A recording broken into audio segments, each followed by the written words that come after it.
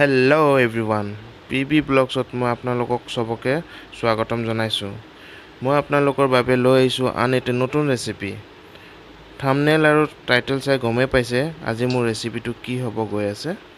হয়, আজি মোৰ ৰেচিপিটো হৈছে ভেদাইলতাৰ লগত শিঙি মাছৰ জোল। এই ৰেচিপিটো বনাবলৈ খুবেই সহজ আৰু আমাৰ স্বাস্থ্যৰ বাবে বহুত উপকাৰী হয়। আৰু এয়া খাবলৈও বহুত টেষ্টি হয়। গতিকে আহকচোন ভেদাইলতা আৰু শিঙি মাছৰ ৰেচিপিটো বনাবলৈ আৰম্ভ কৰোঁ। আৰু এই ৰেচিপিটো বনাবলৈ কি লাগিব চাওঁচোন আহক।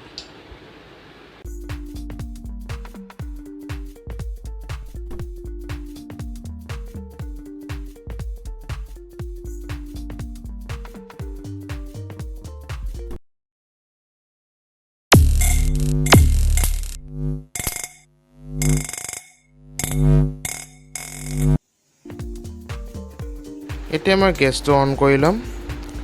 অন কৰি মই এতিয়া কেৰাহীটো বহাই দিম। বহাই অলপ গৰম হ'বলৈ থৈ দিম।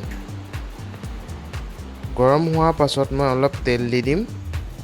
তেল দি মই মাছকেইটা ধুনীয়াকৈ এটা এটাকৈ ফ্ৰাই কৰি ল'ম। মইতো শিঙি মাছে ব্যৱহাৰ কৰিছোঁ, এইটো চাব পাৰে। মই এতিয়া এটা এটাকৈ ফ্ৰাই কৰি ল'ম।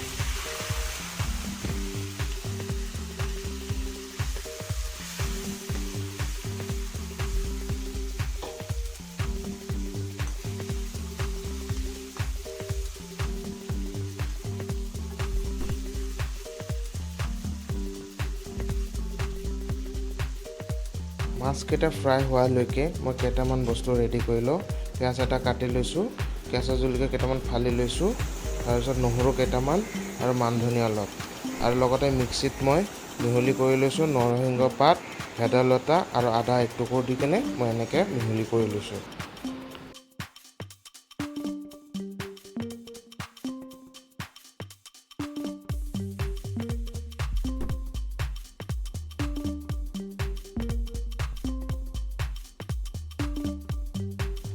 মাছকেইটা মই হাফ ফ্ৰাই কৰিছোঁ, কাৰণ জীয়া মাছ হয়, বেছি ফ্ৰাই কৰিলে খাই ভাল নালাগিব। তো মই হাফ ফ্ৰাইয়ে কৰিছোঁ।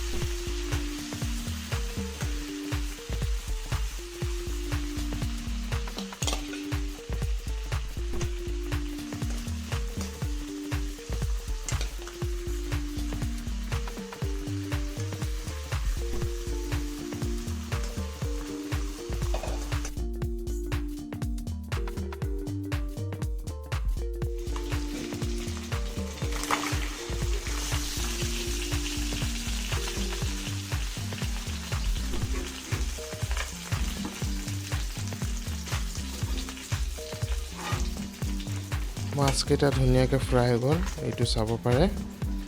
এতিয়া মই মাছটো ফ্ৰাই কৰা তেলতে নহৰু আৰু পিঁয়াজটো দি অলপ ফ্ৰাই কৰি ল'ম।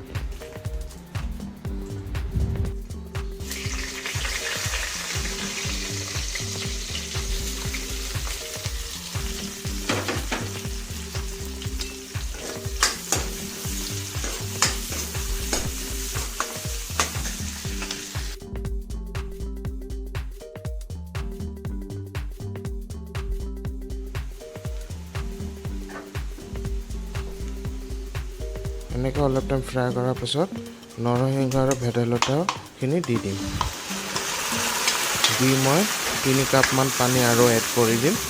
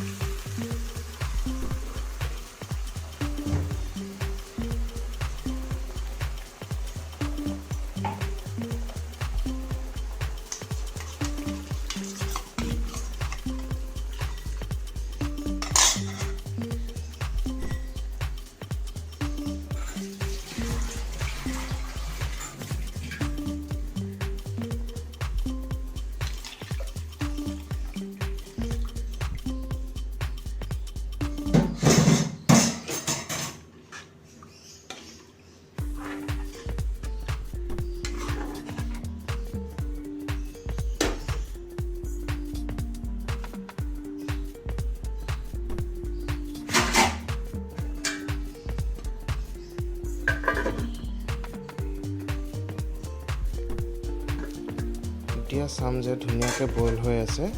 এতিয়া মই দুটা আলু মই বইল কৰি লৈছিলোঁ। আলু দুটা এনেকৈ মই দি দিম।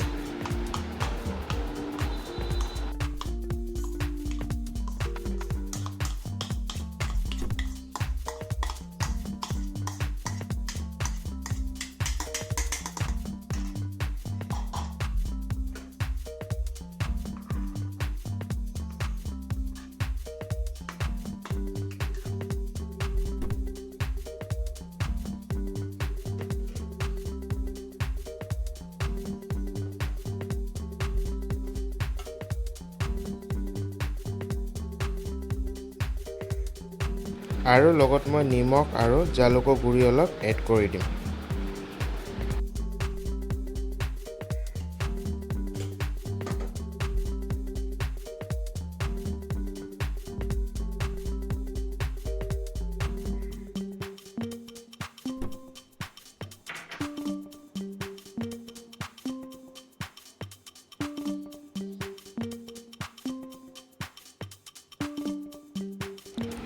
কেঁচা জলকীয়াখিনিও এড কৰি দিম।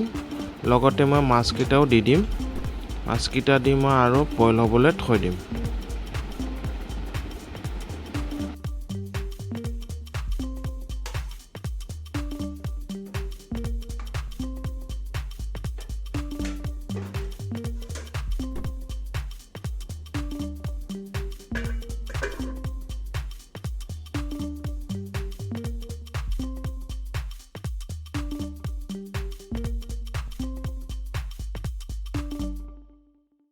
পোন্ধৰ 20 মিনিটমান বইল হোৱাৰ পাছত মই মান ধনিয়াখিনি কাটি থোৱা এড কৰি দিম।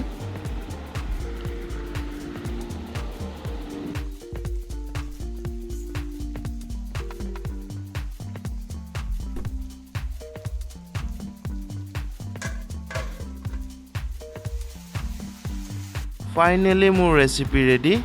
ভিডিঅ'টো চাই কেনেকুৱা পালে আপোনালোকে কমেণ্ট কৰি জনাব। ভাল লাগিলে ৰেচিপিটো এবাৰ ঘৰত ট্ৰাই কৰি চাব আৰু মোক ছাবস্ক্ৰাইব কৰিবলৈ একদমেই নাপাহৰিব আৰু মোৰ নতুন ভিডিঅ' পাই থাকিব।